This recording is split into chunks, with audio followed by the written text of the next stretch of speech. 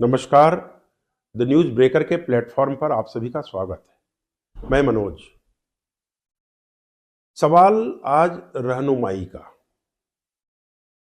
संदर्भ दिल्ली का चुनाव ही है, लेकिन सवाल है आपका नेता कैसा होना चाहिए। किसी समाज, जाति, धर्म, इस आधार पर भी नेतागिरी होती है, रहनुमाई होती है।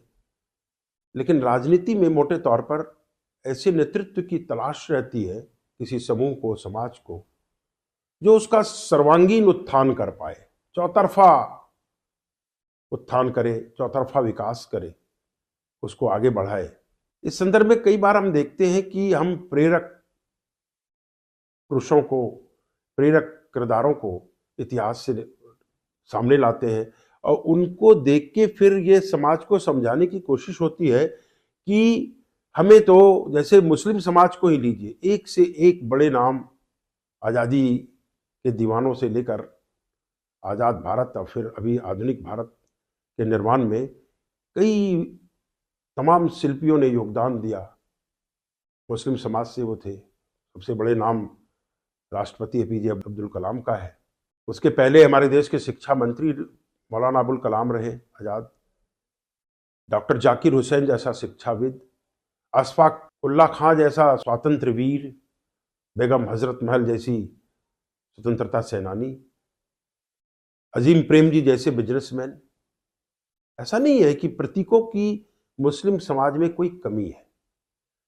लेकिन अभी दिल्ली चुनाव में पिछले दिनों ओखला के मौजूदा विधायक, आम आदमी पार्टी के 2 बार से विधायक हैं, उनके गढ़ में ओवैसी ने एक पदयात्रा कर दी। एआईएमआईएम के नेता असदुद्दीन ओवैसी की लोकप्रियता मुस्लिम समाज में किस तरह धीरे धीरे गति पकड़ रही है, ये हम सब देख रहे हैं।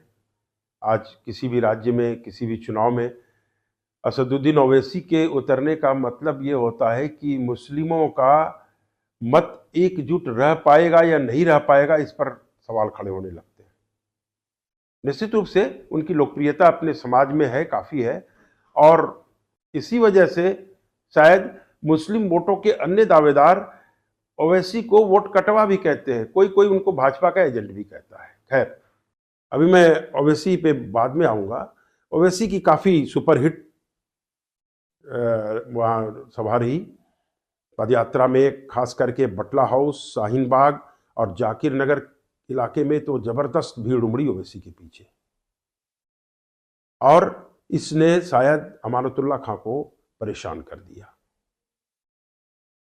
ओवैसी के जाने के बाद जो मीडिया से उन्होंने बातचीत की, तो उनकी बातचीत का लहजा इतना तल्ख था कि ओवैसी के लिए पूरे संबोधन के दौरान, पूरी बातचीत के दौरान वो अमर्यादित भाषा का प्रयोग करते रहे कि वो यहाँ आया था, भाजपा को जितवाने के लिए आया था, ओखला सीट भाजपा की झोली में डालने आया था, मुझे वो हराया आया था, वो फिर आएगा, फिर वोट काटेगा तुम्हारा, वो वोट कटवा है। मतलब एक असम्मानजनक भाषा का धड़ल्ले से इस्तेमाल किया। फिर उन्होंने ये भी कहा कि वो भाजपा का न सिर्फ एजेंट हैं और भाजपा के लिए काम कर रहे हैं, बल्कि ये कहा कि जब सीए का दंगा हुआ था तब क्यों नहीं आए थे वो। हालांकि ये प्रश्न ओवैसी ने उठाया वहां अपनी सभा में कि जिस समय सीए, शाहीन बाग में सीए को लेकर आंदोलन चल रहा था, उस समय दिल्ली सरकार क्यों चुप बैठ गई। 2020 में जब दिल्ली में दंगा हुआ, उस समय हाथ पर हाथ रखे क्यों बैठी रही दिल्ली सरकार। ये कटघरे में खड़ा किया था ओवैसी ने। लेकिन अमान ने पलटवार में ओवैसी से ये सारे सवाल दागे और फिर मुसलमानों से पूछा कि तुम्हारी रहनुमाई कौन करेगा, कौन है तुम्हारा भला करने वाला। भाजपा के प्रत्याशी को जो वहां है भी ओखला में, मनीष कुमार, उसको कहा वो तो जहरीला है, वो तुम्हारी इमारत हटा देगा, घर हटा देगा, नालियां, सड़क, सबके लिए तुम तरस जाओगे।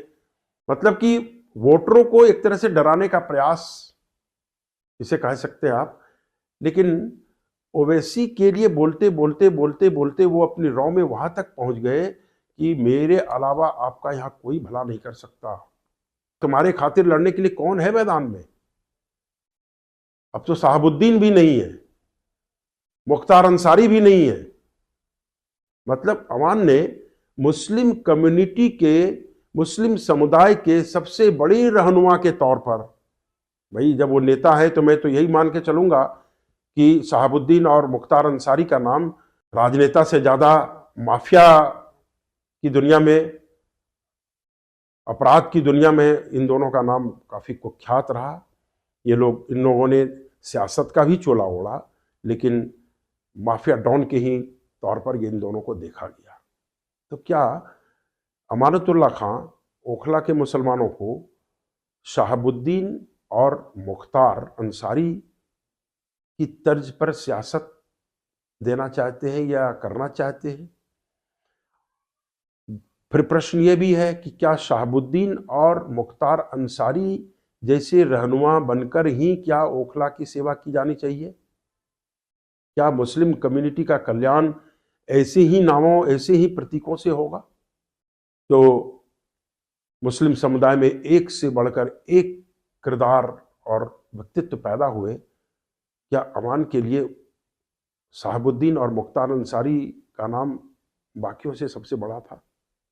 ये बहुत सारे सवाल उठते हैं कि जब आप प्रतीक या उदाहरण इस तरह के जब देंगे तो फिर उससे आपकी ज़हनियत का पता लगता है कि आप अपनी कम्युनिटी को किस तरह की सर्विस, किस तरह की ट्रेनिंग, किस तरह की मजबूती दे रहे हैं। दबंगई में, अपराध में उन पर कई मुकदमे भी हैं, घोटाले का भी मुकदमा है अमानतुल्लाह खान पर। पिछले दिनों उनके बेटे की बाइक को पुलिस ने पकड़ लिया था, उसमें प्रतिबंधित हॉर्न लगा हुआ था। वहां भी बेटे ने दबंगई दिखाई।